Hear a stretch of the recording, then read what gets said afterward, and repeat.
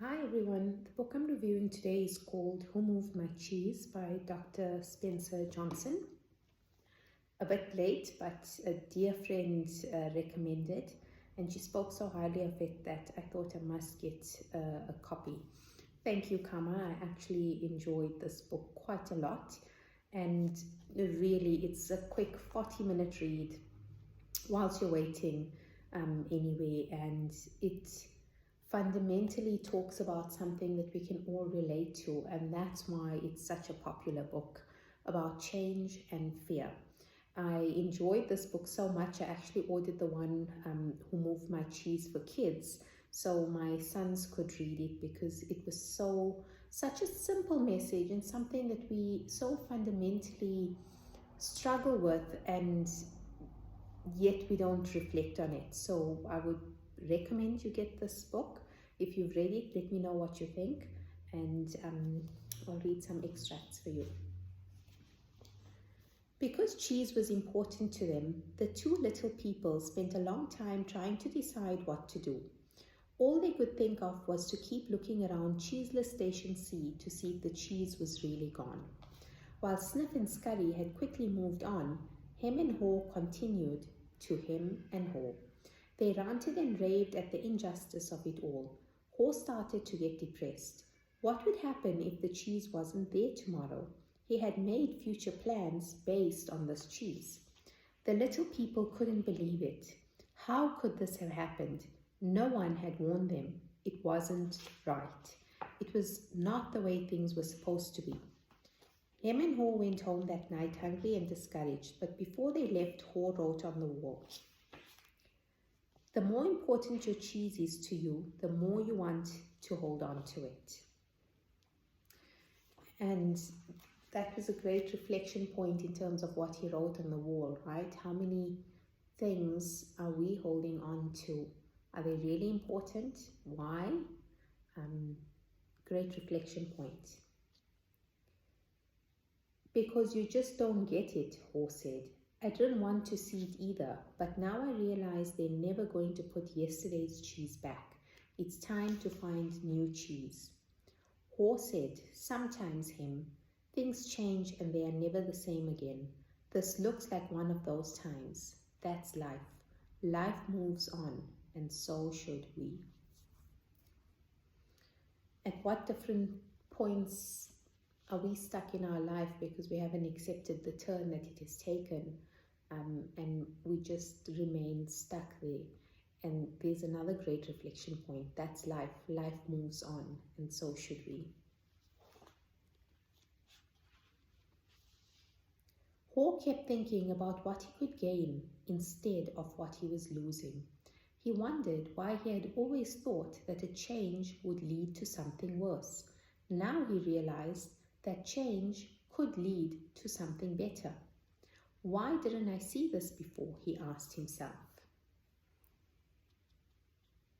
And I think this speaks to how we're inherently built. We tend to always look at what we're losing and we focus so much on that instead of what there is to gain, new opportunities.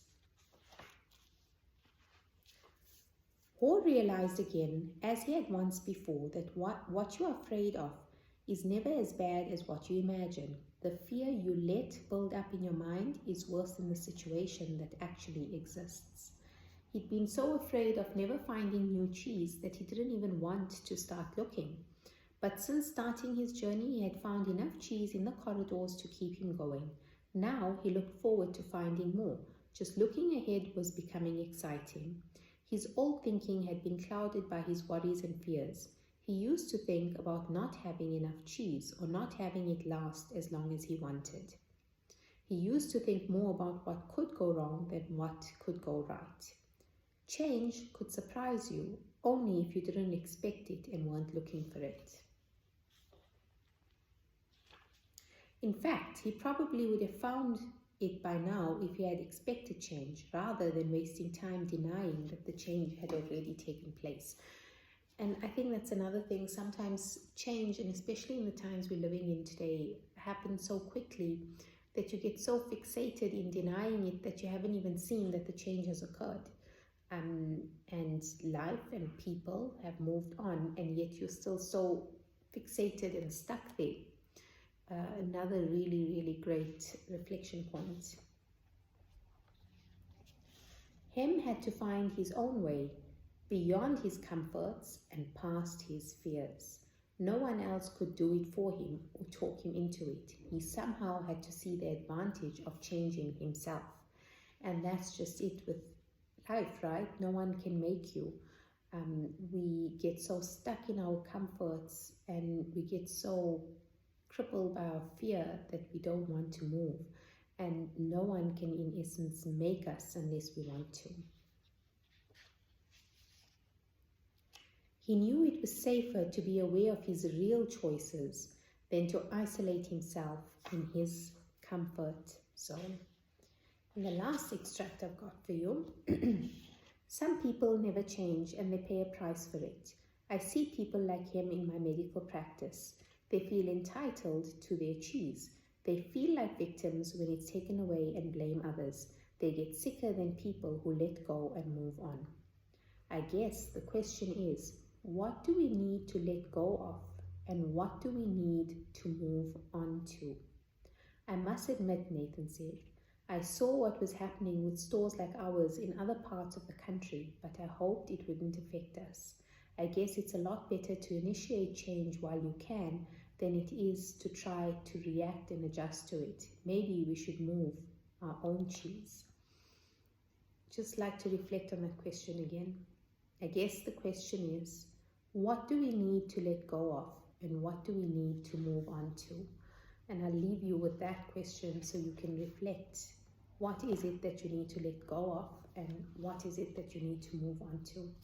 Let me know what you're currently reading and if you've read this book, So Who Moved My Cheese?